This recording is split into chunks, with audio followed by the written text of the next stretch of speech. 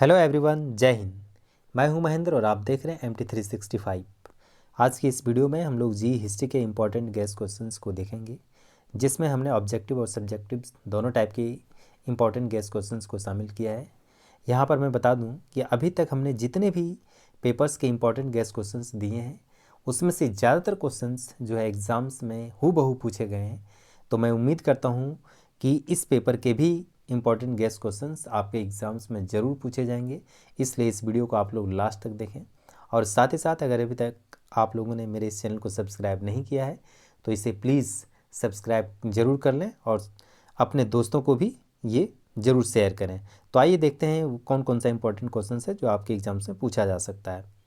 सबसे पहला क्वेश्चन है, when did the battle of Plassey take beat palace, अर्थात कि प्लासी का युद्ध जो है वह कब हुआ था। तो दोस्तों, प्लासी का युद्ध जो है वह 23 जून 1757 ईस्वी में हुआ था। यहाँ पे थोड़ा सा इसका डिटेल्स देख लेते हैं कि 23 जून 1757 ईस्वी को प्लासी का युद्ध हुआ था। इस युद्ध में बंगाल के गवर्नर लॉर्ड क्लाइव ने बंगाल के नवाब सिराज उद दौला को पराजित कर भारत में ब्रिटिश प्रभुत्व की नींव रखी थी। इसी तरीके से बक्सर का युद्ध जो है वह 22 अक्टूबर 1764 को हुआ था। यहाँ पर हमने कुछ कुछ क्वेश्चंस का डिटेल्स दिया हुआ है ताकि आप लोगों के एग्जाम्स में अगर इससे रिलेटेड क्वेश्चंस भी पूछता है तो उसका जवाब आप लोग आसानी से दे सकें। Next question is, who was the first governor general of India, अर्थात कि भारत का प्रथम गवर्नर जनरल कौन था, है ना। यहाँ पे 4 ऑप्शंस दिए हुए हैं, देखें।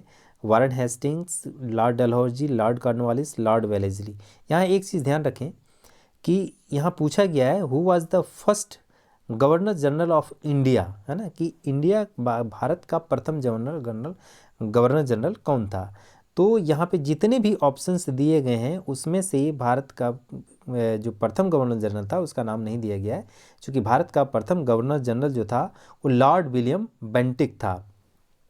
और यहाँ पे जो वारेन हेस्टिंग्स दिया हुआ है ये भारत का प्रथम गवर्नर जनरल ना होकर के ये बंगाल का प्रथम गवर्नर जनरल था। तो थोड़ा सा इसका डिटेल्स हम लोग यहाँ पे देख लेते हैं कि वस्तुतः भारत का प्रथम governor general Lord William Bentinck था। वारेन हेस्टिंग्स बंगाल का प्रथम गवर्नर जनरल था। अपने प्रशासनिक सुधार के अंतर्गत वारेन हेस्टिंग्स ने सर्वप्रथम 1772 ईस्वी में कोर्ट ऑफ डायरेक्टर के आदेशानुसार बंगाल में द्वैध शासन की समाप्ति की घोषणा की और सरकारी खजाने का हस्तांतरण मुर्शिदाबाद से कलकत्ता कर दिया, है ना। वारेन हेस्टिंग्स का विचार था कि समस्त भूमि शासक की है। राजस्व सुधारों को व्यवस्थित करने के लिए उसने परीक्षण और अशुद्धि के नियम को अपनाया। यहाँ पे कुछ कुछ जो है अब और क्वेश्चंस बन रहा है, जैसे बंगाल से द्वैध शासन को किसने समाप्त किया था, तो वो वारेन हेस्टिंग्स ने समाप्त किया था। यहाँ पे लिखा हुआ है 1772 में कोर्ट ऑफ डायरेक्टर के आदेशानुसार बंगाल में द्वैध शासन की समाप्ति की घोषणा की थी। और दूसरा क्वेश्चन जो इम्पोर्टेंट क्वेश्चन बनता है कि ट्रायल एंड एरर के नियम को किसने अपनाया था, तो वो भी वारेन हेस्टिंग्स ने अपनाया था। इसे भी आप लोग ध्यान में रखें। नेक्स्ट क्वेश्चन है, when was the regulating act passed, अर्थात कि रेगुलेटिंग एक्ट कब पारित किया गया था, है ना। तो जो रेगुलेटिंग एक्ट था वो 1773 ईस्वी में पारित किया गया था। यहाँ पे ये मैं बता दूं कि बेसिकली यहाँ पर जो ब्रिटिश ईस्ट इंडिया कंपनी की स्थापना हुई थी उस पर ब्रिटिश संसद के द्वारा जो नियंत्रित स्थापित करने के लिए ही रेगुलेटिंग एक्ट को लाया गया था। Next question is, who introduce the permanent settlement, अर्थात कि अस्थाई बंदोबस्त को किसने लागू किया था। तो दोस्तों, अस्थाई बंदोबस्त को जो है वह लॉर्ड कॉर्नवालिस ने लागू किया था 1793 ईस्वी में। बंगाल में सबसे पहले अस्थाई बंदोबस्त की व्यवस्था को लागू की गई थी। इसे भी ध्यान रखें, कभी कभी पूछता है कि अस्थाई बंदोबस्त की व्यवस्था कब लागू की गई थी, तो 1793 ईस्वी में लागू की गई थी लॉर्ड कॉर्नवालिस के द्वारा। नेक्स्ट क्वेश्चन है कि who was the founded of ब्रह्म समाज, अर्थात कि ब्रह्म समाज की स्थापना किसने की थी। तो दोस्तों, ब्रह्म समाज की स्थापना जो है वह राजा राम मोहन राय ने की थी और ये ब्रह्म समाज की स्थापना 1828 ईस्वी में की गई थी। यह भी आप लोग जरूर ध्यान रखें। नेक्स्ट क्वेश्चन है, poverty and un British rule in India is written by, अर्थात कि poverty and un British rule in India नामक पुस्तक किसने लिखी। तो दोस्तों, poverty and un British rule in India नामक जो पुस्तक थी उसे दादा भाई नौरोजी ने लिखी थी। इसी पुस्तक के द्वारा जो है दादा भाई नौरोजी ने जो है मतलब ये बताया था कि भारत की जो संपत्ति है वह किस तरीके से भारत से ब्रिटेन को हस्तांतरित होती है ना। Next question is who introduce railway in India, अर्थात कि भारत में रेलवे को लाने का श्रेय किसे है। तो दोस्तों भारत में रेलवे लाने का श्रेय जो है वह लॉर्ड डलहौजी को जाता है और इनके द्वारा ही जो है सबसे पहले 1853 ईस्वी में मुंबई से थाने के बीच भारत में सबसे पहली बार रेलवे चली थी, है ना। तो इसे भी ध्यान में रखें आप लोग। Next question is the Government of India Act 1919 is also known as A, अर्थात कि भारत सरकार अधिनियम 1919 को अन्य नाम से जाना जाता है, वह क्या है, अर्थात किस अन्य नाम से भारत सरकार अधिनियम 1919 को जाना जाता है। तो भारत सरकार अधिनियम 1919 को जो है वह मॉन्टेग्यू चेम्सफोर्ड अधिनियम के नाम से जाना जाता है, इसे जरूर ध्यान रखें आप लोग। Next question is who was the viceroy to pass vernacular press act, अर्थात कि वर्नाक्यूलर प्रेस एक्ट को किस वायसराय ने पारित किया था। तो दोस्तों वर्नाक्यूलर प्रेस एक्ट को लॉर्ड लिटन के द्वारा जो है वह पारित किया गया था भारतीय समाचार पत्रों पर प्रेस पर नियंत्रण स्थापित करने के लिए, है ना। 1878 ईस्वी में, ये पे ध्यान रखें, कभी कभी पूछता है कि वर्नाक्यूलर प्रेस एक्ट कब पारित किया गया था, तो 1878 ईस्वी में जो है लॉर्ड लिटन के द्वारा वर्नाक्यूलर प्रेस एक्ट पारित किया गया था।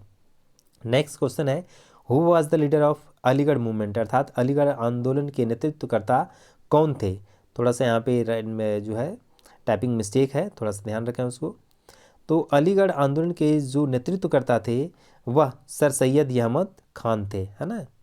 तो इसे आप लोग ध्यान रखें। नेक्स्ट क्वेश्चन है कि किस एक्ट द्वारा द्वैत शासन की व्यवस्था की गई थी। तो दोस्तों द्वैत शासन की जो व्यवस्था है वह 1919 के एक्ट के द्वारा की गई थी, जिसको हम लोग क्या कहते हैं मॉन्टेग्यू चेम्सफोर्ड सुधार अधिनियम के नाम से भी जानते हैं। इसी के द्वारा जो है भारत में सबसे पहले द्वैत शासन व्यवस्था की स्थापना की गई थी अंग्रेजों के द्वारा, है ना। यहाँ पे थोड़ा सा इसका डिटेल्स हम लोग देख लेते हैं कि शासन अधिनियम 1919 के द्वारा सर्वप्रथम प्रांतों में द्वैत शासन की स्थापना की गई। इस द्वैत प्रशासन का जो जन्मदाता था वह लियोनेस कार्टिस था। कभी कभी ये सवाल पूछता है, इसे भी आप लोग ध्यान में रखें। नेक्स्ट क्वेश्चन है भारत में लोक सेवा आयोग की प्रथम बार स्थापना किस अधिनियम के द्वारा हुई।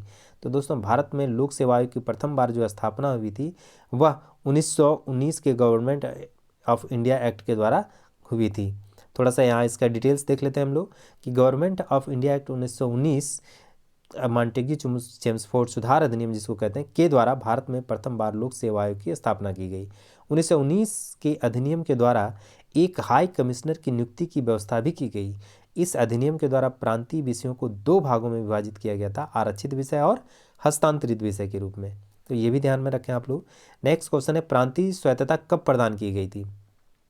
तो दोस्तों प्रांतीय स्वायत्तता जो है वह 1935 के अधिनियम के द्वारा प्रदान की गई थी। थोड़ा इसका भी डिटेल देखते हैं हम लोग। भारत सरकार अधिनियम 1935 के द्वारा प्रांतीय स्वायत्तता प्रदान की गई, जबकि द्वैत शासन को केंद्रीय स्तर पर लागू किया गया था। इसका अन्य महत्वपूर्ण तथ्य है कि भारतीय शासन अधिनियम 1935 द्वारा अखिल भारतीय संघ की भी स्थापना की व्यवस्था की गई थी। कभी कभी ये पूछता है कि अखिल भारतीय संघ की स्थापना किस अधिनियम के द्वारा की गई थी, तो भारत शासन अधिनियम 1935 के द्वारा की गई थी। 1935 के अधिनियम में दिल्ली में एक केंद्रीय न्यायालय की स्थापना का उपबंध भी था, है ना। साथ ही साथ इसी अधिनियम के द्वारा बर्मा को भारत से अलग कर दिया गया था। तो ये 1935 के अधिनियम के कुछ महत्वपूर्ण बिंदु थे, इसे भी आप लोग जरूर देख लें। नेक्स्ट क्वेश्चन है वर्नाक्यूलर प्रेस एक्ट किसने समाप्त किया था।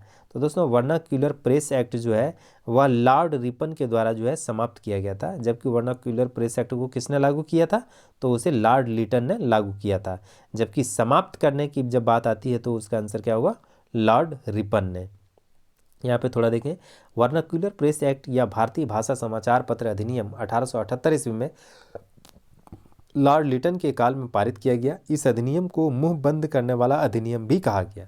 इस अधिनियम को लॉर्ड रिपन द्वारा 1882 ईस्वी में समाप्त कर दिया गया। लॉर्ड रिपन, जिसका कार्यकाल 1880 से 84 था, भारत का सर्वाधिक लोकप्रिय गवर्नर जनरल था, है ना। इसका अन्य महत्वपूर्ण तथ्य है कि रिपन का काल स्थानीय स्वायत्त शासन के जन्म का काल माना जाता है, अर्थात कि स्थानीय स्वायत्त शासन का जन्मदाता किसे माना जाता है? लॉर्ड रिपन को माना जाता है। उसी तरीके से 1881 ईस्वी में प्रथम फैक्ट्री अधिनियम लॉर्ड रिपन के काल में ही पारित हुआ था। इसी तरीके से 1882 ईस्वी में प्राथमिक शिक्षा से संबंधित हंटर कमीशन का भी गठन किया गया था इसी के काल में। और एक और इम्पॉर्टेंट बात कि इल्बर्ट बिल विवाद जो 1883 ईस्वी में हुआ था वह रिपन के समय में ही हुआ था। तो ये कुछ इंपॉर्टेंट बिंदु हैं, इसे आप लोग जरूर ध्यान में रखें क्योंकि ये बहुत इंपॉर्टेंट बिंदु है ये सब। नेक्स्ट क्वेश्चन है, निम्नलिखित में से किसने सती प्रथा को समाप्त किया था? तो दोस्तों इसमें जो ऑप्शंस दिया गया है उसमें से सती प्रथा को समाप्त करने का जो श्रेय जाता है वह लॉर्ड विलियम बेंटिक को जाता है। इन्होंने ही राजा राम मोहन राय के कहने पर या उनकी मदद से जो है भारत से सती प्रथा को समाप्त किया था। नेक्स्ट क्वेश्चन है, भारतीय सिविल सेवा का संस्थापक किसे माना जाता है? तो दोस्तों भारतीय सिविल सेवा का जो संस्थापक है वो लॉर्ड कॉर्नवालिस को माना जाता है। नेक्स्ट क्वेश्चन है, पहली रेलवे लाइन भारत में किसके समय में बिछाई गई थी? तो इस क्वेश्चन की चर्चा पहले ऊपर की जा चुकी है। भारत में पहली रेलवे लाइन बिछाने का जो श्रेय जाता है वो लॉर्ड डलहौजी को जाता है। नेक्स्ट क्वेश्चन है, आधुनिक भारत का पिता किसे कहा जाता है? तो दोस्तों आधुनिक भारत का पिता जो है वो राजा राम मोहन राय को कहा जाता है। नेक्स्ट क्वेश्चन है, वेदों की ओर लौट चलो यह किस धर्म सुधारक का नारा था? तो दोस्तों वेदों की ओर लौट चलो यह जो है दयानंद सरस्वती का जो है कहना था, है ना।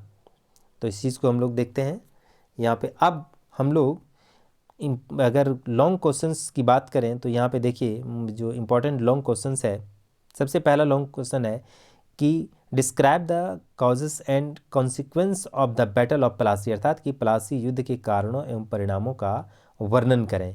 दूसरा क्वेश्चन है कि discuss the life and achievements of Haider Ali, अर्थात कि हैदर अली की जीवनी एवं उसकी उपलब्धियों की विवेचना करें। Third question is throw light on the works of Warren Hasting, अर्थात कि वारेन हेस्टिंग्स के कार्यों पर प्रकाश डालें। Next question is throw light on the causes and effects of the revolt of 1857, अर्थात कि 1857 के विद्रोह के कारणों एवं परिणामों पर प्रकाश डालें। एंड पांचवा क्वेश्चन है what were the salient features of the Indian independence act 1947, अर्थात कि 1947 के भारतीय स्वतंत्रता अधिनियम की प्रमुख विशेषताएं क्या थी उसका वर्णन करना है ना। एंड छठा क्वेश्चन है highlight on the socio religious reform movement in the history of the modern India, अर्थात कि आधुनिक भारत के इतिहास में सामाजिक धार्मिक सुधार आंदोलन पर प्रकाश डालें। सातवां क्वेश्चन है describe the doctrine of lapse, अर्थात lapse policy of Lord Dalhousie, और describe the reforms works of Lord Dalhousie, अर्थात कि लॉर्ड डलहौजी के विलय नीति का वर्णन करें अथवा लॉर्ड डलहौजी के सुधार कार्यों का वर्णन करें। आठवां क्वेश्चन है describe the subsidiary treaty of Lord Wellesley, अर्थात कि लॉर्ड वेलेस्ली की सहायक संधि का वर्णन करें। एंड लास्ट क्वेश्चन है कि the administrative reforms of Lord Curzon, अर्थात कि लॉर्ड कर्जन के प्रशासनिक सुधारों का वर्णन करें। इस तरीके से कुल 9 इंपॉर्टेंट गेस क्वेश्चंस हमने यहाँ पर दिया है, और जिसमें से मुझे उम्मीद है कि आपके एग्जाम्स में जो 5 क्वेश्चंस लिखने के लिए आता है या 4 क्वेश्चंस लिखने के लिए आता है वो निश्चित तौर पे इससे आ जाएगा। और साथ ही साथ इसी 9 क्वेश्चंस में से आप लोगों का शॉर्ट क्वेश्चंस भी पकड़ा जाएगा। इसलिए इन सारे क्वेश्चंस को आप लोग जो है बहुत बढ़िया से देख लें, और मैं उम्मीद करता हूँ कि आप लोगों का एग्ज़ाम्स काफ़ी बेहतर जाएगा। और इसी के साथ इस वीडियो को मैं लास्ट करता हूँ। जय हिंद।